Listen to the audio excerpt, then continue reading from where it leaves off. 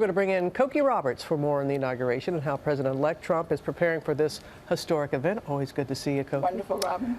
Donald Trump has said he's going to keep it short, the speech, and you say that's probably a good thing. That's a good thing to do, because a long speech nobody wants to listen to. It gets very cold. And, you know, the truth is, I was thinking back of all the inaugurations that I've either been to or written about, and I can only remember 4 speeches, and 2 were at Lincoln. I was not there.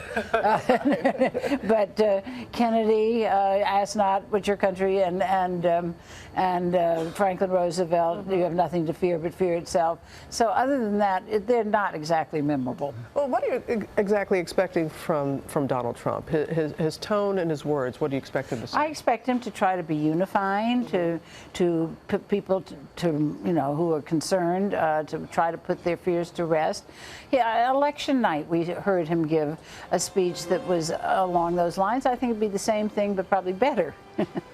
And he tweeted out a picture of himself saying over the holidays that he was actually working on the speech. They always do that, don't they? We always see somebody, you know, and then the speechwriters say, actually, I did it. So there's always a little tension. But they work together. They do work together. Because he wants to make sure it's in his voice. And his voice. And I do think the one other thing he might do, you know, throughout the campaign, we kept talking about if he's elected, he'd be the first person who's never served in public office or the military.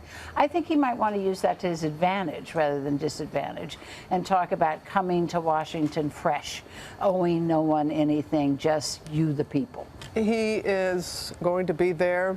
His predecessors are going to be there on the stage. None of whom voted for him. But it is quite a moment when you, this moment in our history. It's a huge moment, and the fact that they didn't vote for him and are going to be there is very significant, because they're saying we are validating this. This is what we do in America. Right. We have a peaceful transfer of government. In the rest of the world, still you have situations where people are not willing to give over power. It's happening right now.